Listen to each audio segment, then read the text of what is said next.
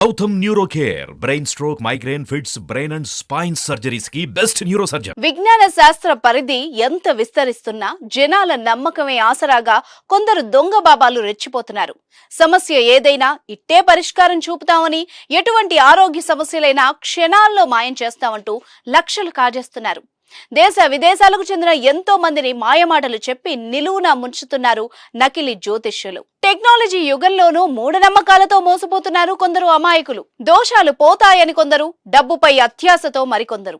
ఇలా నమ్మిన వారిని నట్టేట ముంచుతున్నారు కొందరు దొంగ బాబాలు. జనం అమాయకత్వాన్ని ఆసరాగా చేసుకుని అందిన కాడికి దోచేస్తున్నారు. తాజాగా ఓ బురిడి బాబా బండారం బయటపడింది.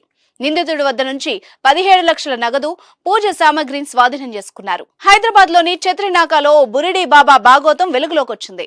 హైదరాబాద్ పాత బస్తీలో మంజునాథ్ స్వామీజీ అలియాస్ అర్జున్ కోయరాజు అనే నకిలీ బాబాను పోలీసులు అరెస్ట్ చేశారు. జ్యోతిష్యం పేరుతో మహిళల్ని బాబా లోబర్చుకుంటున్నారని, ఆరోగ్యం కుదుటపరుస్తానంటూ డబ్బులు వసూలు చేస్తున్నాడని తెలిపారు Hyderabad south zone DCP Sai Chaitanya. వరంగల్లో నివాసం ఉండే అర్జున్ కోయరాజు ఎలాంటి మంత్రాలు పూజలు రాకపోయినా నకిలీ బాబా అవతారమెత్తాడు. ఈ క్రమంలో సమ్మక్క సారక్క జ్యోతిష్యాలయం పేరుతో ప్రకటనలిస్తూ పెద్ద ఎత్తున ప్రచారం చేశాడు. దాంతో ఓ లోకల్ టీవీ ఛానల్లో నకిలీ బాబా ఇచ్చిన ప్రకటన చూసిన పాత బస్తీకి చెందిన బాధిత కుటుంబం ఆయన కాంటాక్ట్ చేసింది.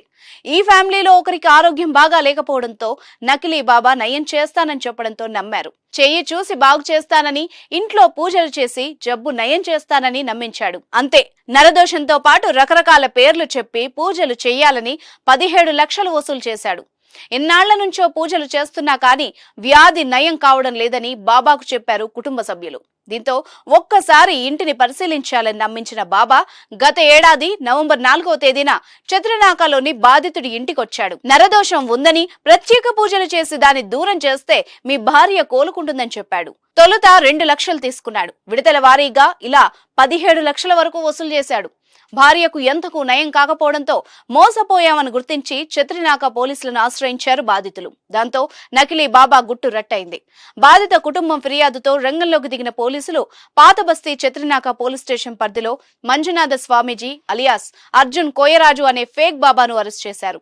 ఇక నకిలీ బాబా నుంచి 14.65 లక్షల రూపాయలను స్వాధీనం చేసుకున్నట్టు తెలిపారు Hyderabad south zone DCP Sai Chaitanya.